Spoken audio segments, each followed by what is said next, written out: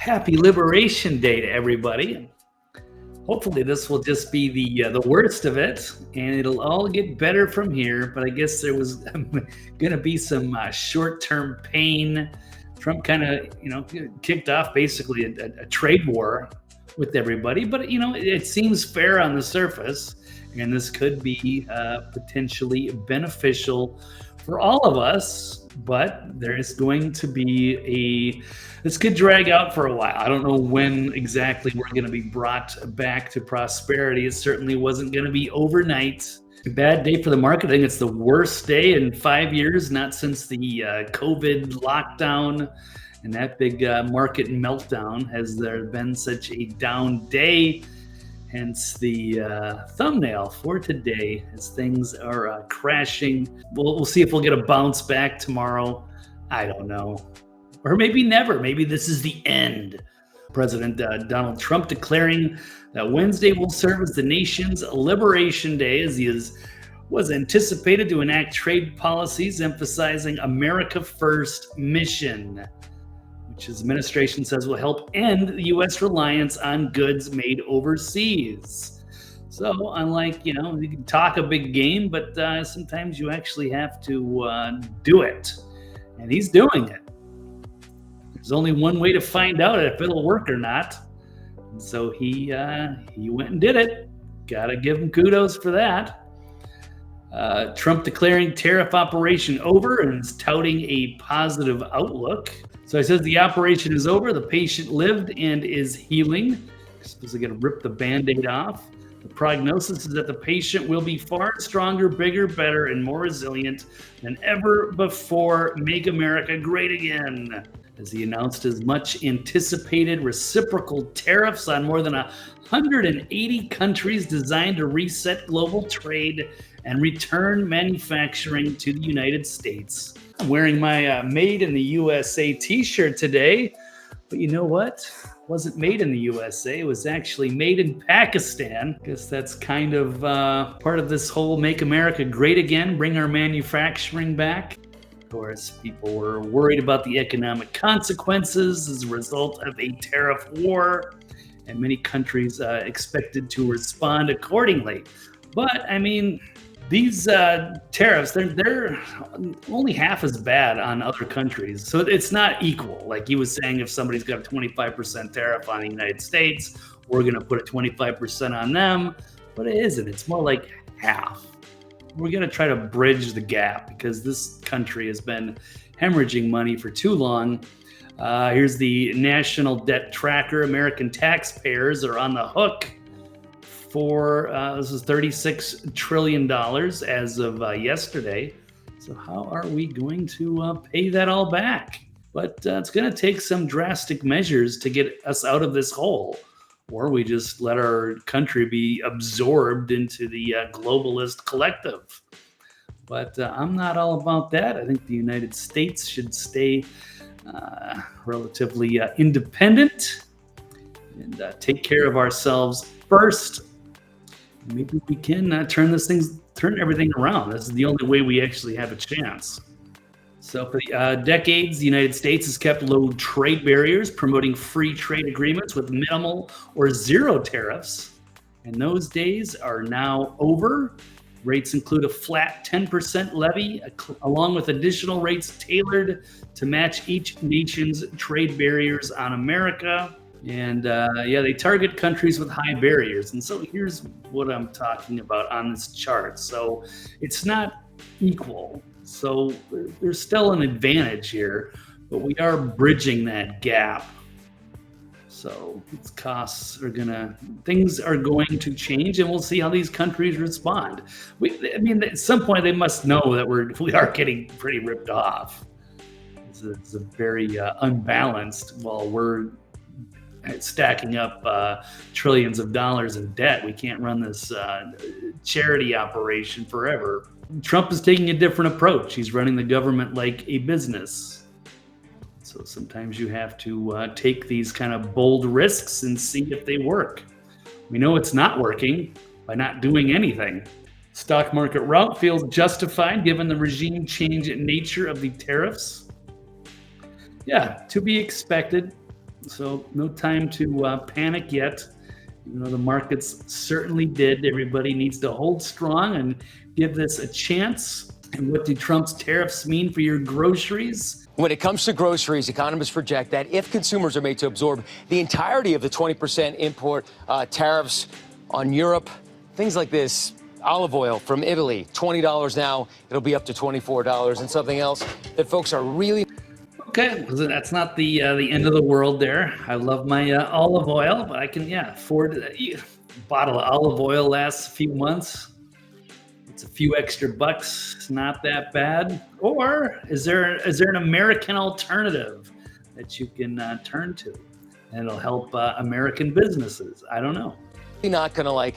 Alcohol could also rise by that 20% as well, but not just imported alcohol. A bottle of French wine or Italian wine is going to go up a few from bucks Europe, too. But also domestically produced alcohol because of the tariffs on aluminum and on glass. Something else, seafood. The USDA says about 80% of seafood consumption in the U.S. comes from high tariff countries: India, Indonesia, China, Canada, Vietnam. So that could rise.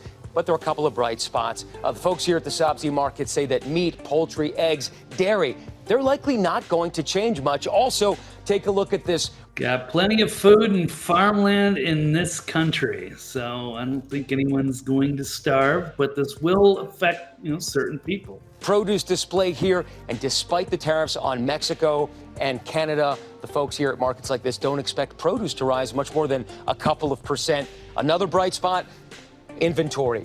Managers of stores like this say that their vendors say they have plenty of inventory that will likely last for months, and consumers won't start to feel the pinch for several months down the road. Few of the goods will go up in price. I mean, it's going to make bigger impact, I suppose, if you're trying to buy like a foreign car, is that 20% tax on your olive oil is not such a bad thing, but 20% on a car could be bad. Unless they're manufacturing in America, then they would be avoiding the tariffs. So this could play in our benefit, but it's going to take some time. So there is going to be some short-term pain, that is for sure. Oh, actually, speaking of cars, Ford has rolled out employee pricing to all Americans effective immediately, just hours after the Trump's tariffs hit. They're giving the same deal our workers get. So you're getting an employee discount on Ford cars if you're into that and into the market, because you might get priced out of buying specific imports. So I don't know, but maybe this will all help Americans overall. If we're buying American products and supporting American manufacturing, could be a win-win in the end, but we shall see. Is basically day one of the Trump tariffs, trade war, liberation day, and who knows? Maybe in a couple of years from now, you'll be celebrating. I remember it was bad the first day, or the first week, the first month. I don't know, but then it recovered, and we started to bring America back in a big way. You can either do things, more of the same. It's like the definition of insanity. Keep doing the same thing, expecting a different result. Or you can do something. And this was a bold maneuver, certainly. But you've got to try different things. You got $37 trillion or $36 trillion in debt. It's, what are the options? Anybody have better ideas? I don't know. Certainly worth a chance. I think, according to Zink, none of this is going to work. The tariffs are not measured to build manufacturing. They're so extreme, it can't help but lead to economic calamity. And no, tariffs don't magically make income tax or corporate taxes go away. This is magical thinking. Well, yeah, I guess we all have an opinion, and I don't know. I can't say that he's wrong. But I'm saying maybe it was worth a shot, and we'll find out. But it's going to take a while. We had problems by removing our manufacturing base and being way relying too much on a country like China, especially when it came to like drug manufacturing. Like, we're running out of supplies and we're dependent on other countries. It doesn't make any sense. Why aren't our workers manufacturing our own goods here at home? Trump has been very critical of a lot of these trade deals and seeing so many jobs just vanish overseas. Okay, more criticism. We've got Republicans panic over the Trump tariffs. And last time they lost the House and Senate for 60 years. So maybe we have to look at history. He says they're not only bad economically, they're bad politically. This is from Rand Paul. Both him and his father, who I greatly respect, are critical about this tariff idea. In fact, why don't we just run a clip here from Rand Paul on the mistake of imposing tariffs. On many fronts, I'm a supporter of the president. I'm a supporter of the president's looking for waste and abuse. But on tariffs, I think it's just economically, it's a fallacy to think that it will help the country. Tariffs are a tax, and if you tax trade or if you tax anything, you'll get less of it. We know by looking at the history of the last at least 70 years or so in this country that as international trade has increased, so has the prosperity of our country. Really, so has the prosperity of the entire world. About 100,000 people escape poverty every day as we speak. It's the most extraordinary thing that's happened in the history of mankind, and it's really from capitalism and from international trade. So the people who are for tariffs are just wrong. For example, with Canada, if you put a tax on things coming in and out of Canada, what you'll find is it just leads to higher prices for consumers. There are estimates that cars may increase in price by about $10,000. And then before we cast aspersions at Canada, we should understand that Canada buys more stuff from us than China, plus Japan, plus England, and plus Germany. So Canada buys more from us than we do from 4 large countries. So trade with Canada has made us prosperous and makes Canadians prosperous as well. It's a win-win situation.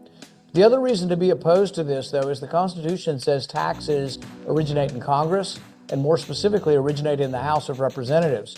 This tariff or tax will originate with the signature of one person.